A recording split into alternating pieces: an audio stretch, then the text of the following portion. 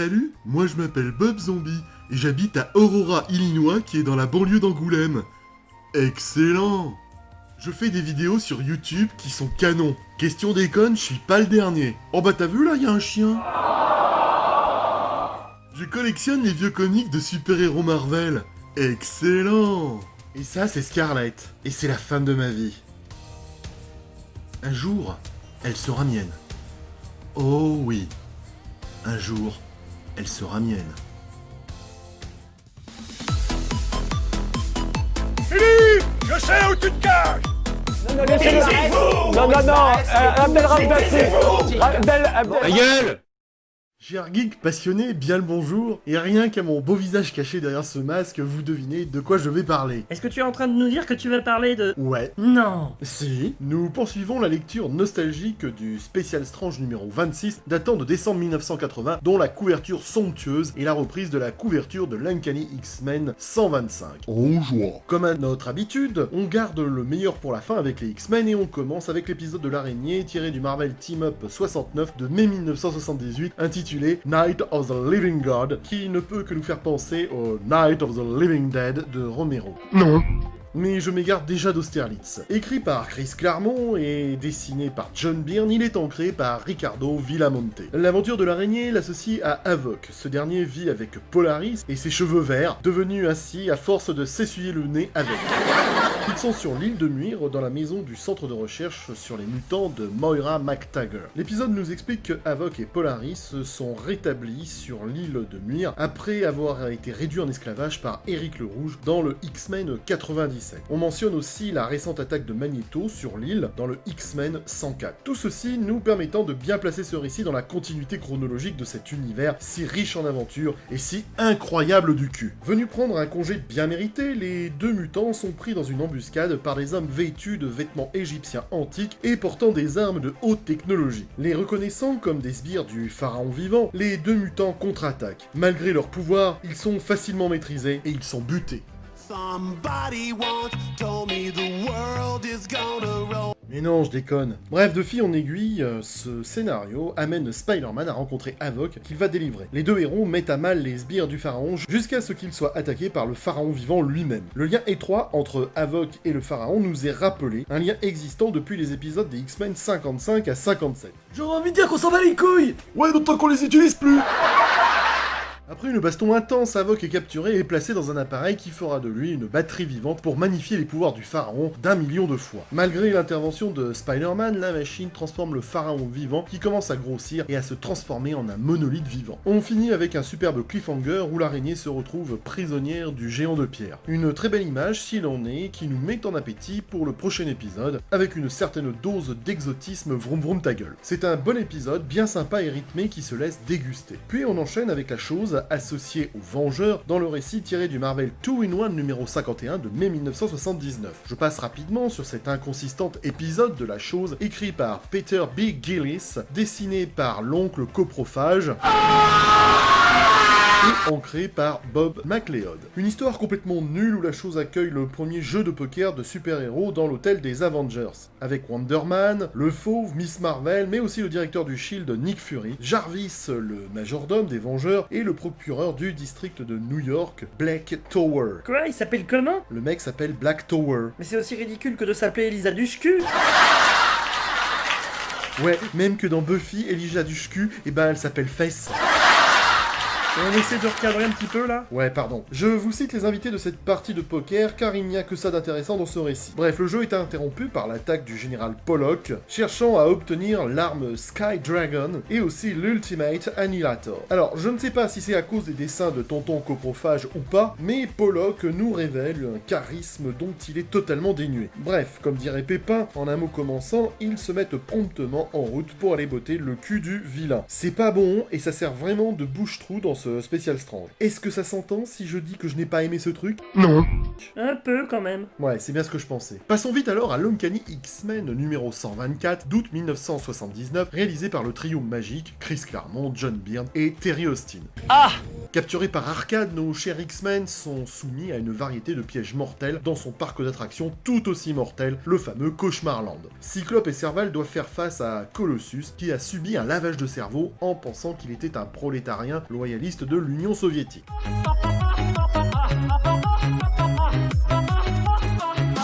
Le moment est assez tendu comme un slip et apporte une gravité au récit. Au passage, on notera qu'une petite phrase anecdotique reste pourtant intéressante, et c'est à la page 5 du Special Strange quand Cyclope dit qu'il n'a pas les os indestructibles de Serval. C'est la première fois qu'on nous dit que tout le squelette de Serval est en adamantium et pas seulement ses griffes. Cela n'avait pas été dit auparavant.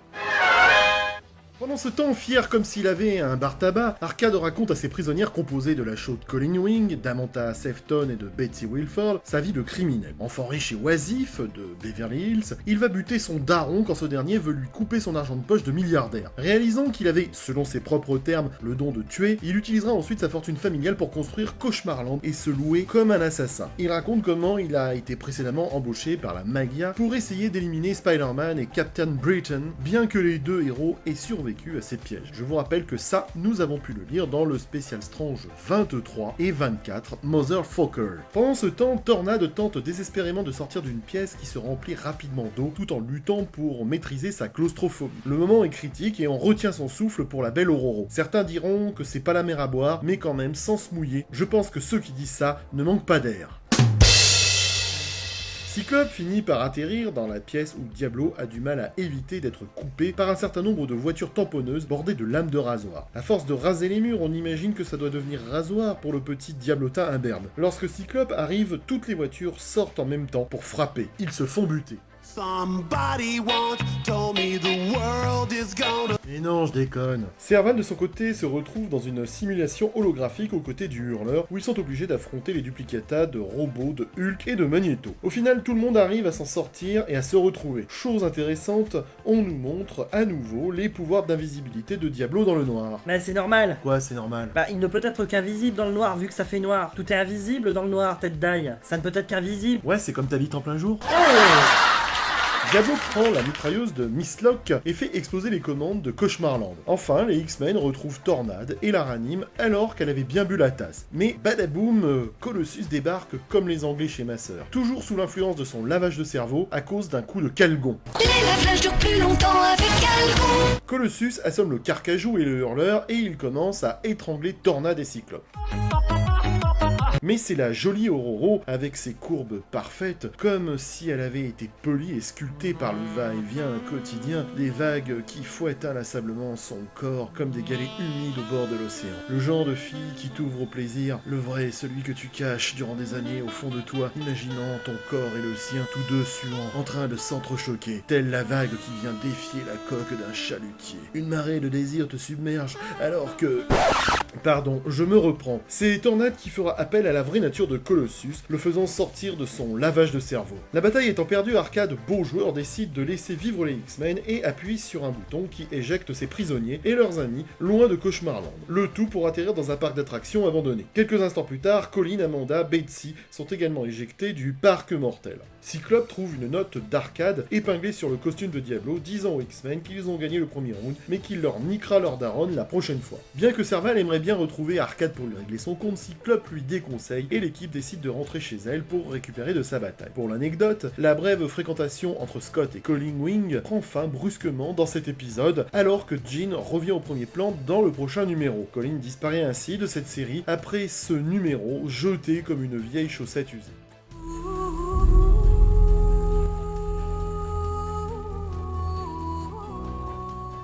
Mais déjà, le Special Strange ouvre ses plus belles pages sur l'épisode tiré de l'Uncanny X-Men 125 de septembre 1979.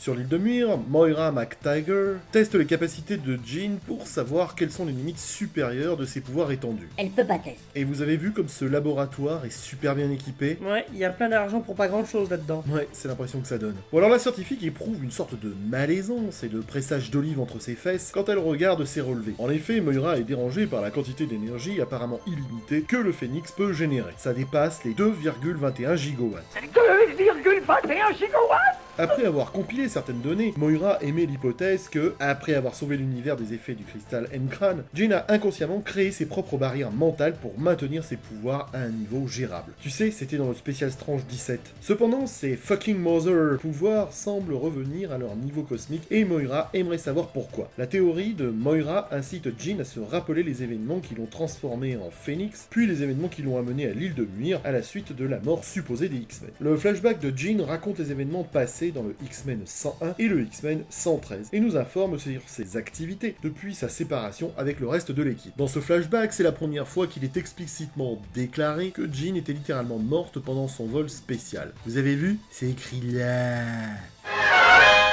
Et pendant ce temps, nous retrouvons les X-Men en train de s'échiner dans un exercice de la salle des dangers qui se passe plutôt mal. Cyclope déplore le fait que les nouveaux X-Men ne savent pas travailler en équipe.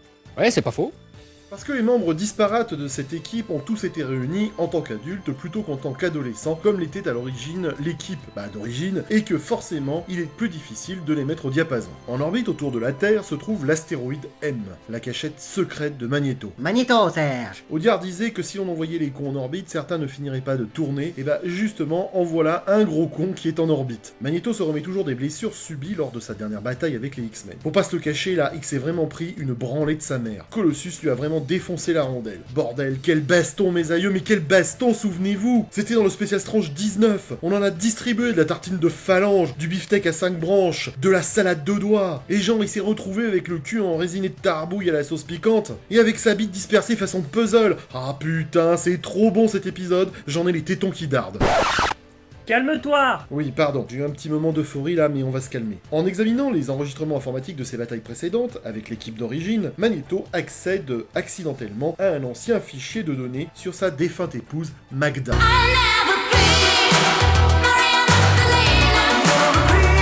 Voir son visage lui fait rappeler le souvenir douloureux de la mort de leur enfant, aux mains des paysans fanatiques, ainsi que la façon dont Magda l'a fui dans la peur quand il a utilisé ses pouvoirs pour venger leur fille. Magneto supprime le fichier pour ne pas avoir à revivre ses souvenirs terribles. Ce passage est intéressant car on est arrivé à un moment où Byrne et Claremont croisent ces données avec un scénario contemporain dans l'Avengers numéro 186. Rappelez-vous, on a vu ça chez Haredi avec le secret de Wundagore, une putain d'histoire que je trouve trop géniale, et si certains philistins pensent le contraire, qu'ils aillent se faire mordre par une biquette. Quicksilver apprend des faits sur son histoire et celle de sa sœur Wanda, y compris le fait que leur mère était une femme nommée Magda, qui fuyait un mari non identifié et qui avait des grands pouvoirs, mais les utilisé cruellement. Et alors la question que se posent les viewers qui sont restés jusqu'alors, ils sont peu nombreux et je les embrasse, c'est « mais qui est ce mari ?» Eh bien je vous remercie de me poser cette question. Magda était enceinte de jumeaux, Pietro et Wanda, mais ne voulait pas que son mari sache leur existence. Le passage de Magneto dans ce numéro montre clairement que Magda était sa femme et que l'on en déduit que Quicksilver et la sorcière écarlate sont ses enfants et ceux de Magda. Il faudra encore plusieurs années avant que Magneto ou les jumeaux réalisent réellement cette connexion dans Vision on the Scarlet Witch numéro 4 que nous avons lu dans le RCM 4 consacré à la Vision et à la sorcière rouge. Salut Lolotte. Pendant ce temps, l'homme mystérieux, nommé Jason Wingard, façonne lentement l'esprit de Jean Grey depuis sa première rencontre. Il la harcèle tout au long de son long séjour en Europe, prenant différentes formes et accédant à son esprit afin de planter les graines de ses projets de la transformer en reine noire du club des damnés. Boops! Boops! On notera que ce Jason Wingard, alias le Mastermind, est le deuxième vieil ennemi des X-Men à manipuler mentalement Jean pour qu'il devienne sa partenaire romantique, on va dire ça, ou sa bad girl pour devenir un peu plus trivial, puisque Mesmero l'avait déjà utilisé de la même façon dans le X-Men 111, vu dans le Special Strange 18. Et vous pourrez me dire ce que vous voulez à ce sujet, vous ne me ferez pas croire que Mesmero et Jean ont simplement fait un Scrabble dans la roulotte. On se rapproche plus d'un récit tiré des cassettes VHS de la collection Mélanie la pompe à zob. Oups. Sur l'huile de mire, Jean semble tomber brièvement en transe napolitaine pendant que Jason pense à elle. Lorna la ramène à la réalité et on assiste à cette scène où Jean utilise ses pouvoirs pour transformer instantanément ses vêtements plusieurs fois alors qu'elle pivote sur elle-même dans la pièce, genre pour nous montrer son esthétique recto-verso. Moi j'ai toujours préféré le recto. Ce défilé de mode capable de faire pâlir les connasses comme Kim Kardashian et d'après les sources que j'ai trouvées, probablement inspiré de la série télévisée Wonder Woman, alors en cours, qui représentait l'héroïne tournoyant pour transformer sa tenue civile de Diana Prince en costume de super-héros. C'était vraiment très intéressant.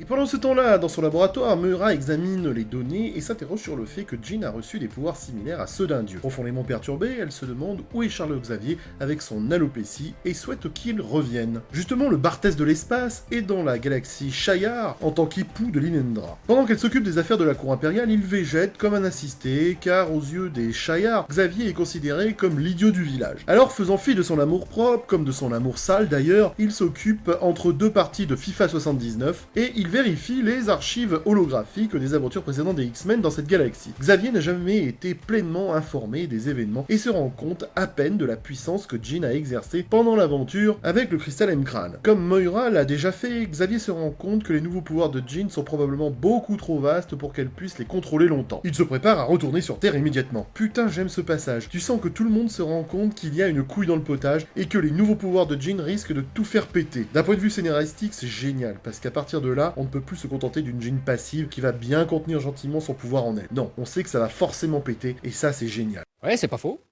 Au passage, les auteurs se sont amusés sur deux cases de l'histoire en intégrant des personnages qui ne sont pas du tout du même univers, à commencer par Kiras Shakati, Arion et Dirac, personnages de Star-Lord Comics Book qui apparaissent au bal de Lilandra. Ces personnages de Star-Lord sont dans l'univers de la Terre 791 et n'ont donc rien à faire ici. Mais le plus étonnant est la présence de Popeye, oui, de Popeye, à l'arrière-plan comme nous pouvons le voir sur cette image. Et nous voilà déjà de retour sur l'île de Mur où Moira marche sur une dent en or. L'examinant, elle s'inquiète et se précipite vers la chambre de confinement du mutant X. Elle réagit avec horreur à ce qu'elle y trouve. Purée que cette intrigue est bandante. Ça vire au film d'horreur et c'est trop top. Ailleurs sur l'île, Jean confirme les craintes de Xavier et de Moira car elle joue certes bien innocemment avec ses pouvoirs, mais justement, ses actes nous démontrent qu'elle est en train de faire n'importe quoi. En utilisant ses pouvoirs pour se protéger du froid sur l'île de Mur et en passant devant Jamie et Alex, elle attire leur attention. Alors que Jamie remarque à quel point Jean est dans une robe d'été légère alors qu'il fait froid, Alex se dit que la nénette se la pète un peu avec ses super pouvoirs et dit que cela ne lui ressemble pas. Elle se la joue, les Jean-Michel, je me la kiffe quand même. Jean entend télépathiquement l'inquiétude d'Alex, mais fait comme si de rien n'était. En entrant dans le centre de recherche de Moira, Jean détecte un intrus à proximité. En changeant de costume, elle commence à rechercher l'intrus quand elle se retrouve soudainement transportée dans le temps à l'époque victorienne pendant un bref instant. Elle revient à la réalité quand quelqu'un lui saute dessus. Regardant le visage de son agresseur, elle hurle de terreur. Alex et Madrox l'entendent et courent voir ce qui se passe. Putain que c'est tripant ce scénario. Et au même moment, à la X-Mansion, le fauve, velu et pileux comme un pote à moi, passe voir l'école. Il avait laissé des capteurs en place pour l'avertir de tout un truc possible, et ces capteurs se sont justement déclenchés depuis le retour des X-Men. Il est stupéfait de trouver les X-Men, qu'il croyait morts, très vivants, et vice-versa. Au passage, on notera l'absence de dents pointues du fauve que Lug a bien pris d'effacer à toutes les pages. Pendant que tout le monde explique ce qui s'est passé, le fauve les informe que Jean est également vivante et qu'elle est sur l'île de Mire. Pendant que Cyclope appelle l'île de Mire, le fauve part pour informer l'Avengers Mansion qu'il voyagera également avec les X-Men en Écosse, parce qu'il ne veut pas rater les retrouvailles. Lorna répond à l'appel de Scott et lui dit que ça chie dans la colle sur l'île. Mais avant de pouvoir en expliquer davantage, Lorna est attaquée par un être étrange qui a besoin d'elle. La dernière chose que Cyclope entend, avant que la communication se coupe, ce sont les cris de Lorna. Tintintin. Regardez comme cette dernière scène est géniale. On n'est plus dans le récit de super-héros, mais dans un film d'horreur à l'état pur, avec cette silhouette inquiétante, un contre-jour à l'arrière-plan, et c'est génial. Vraiment, merci à vous, monsieur Claremont. Y a pas de quoi, ma gueule. Et ça se finit comme ça. Et ça, c'est pas du cliffhanger? C'est-il pas génial, mes loulous? Hein? Ah ouais, hein. Encore? Et bah ça sera dans une prochaine vidéo. Moi aussi, je sais faire des cliffhangers de la mort qui tue. À bientôt, mes petits farfadets. Libre de droit, générique libre de droit, cette chanson.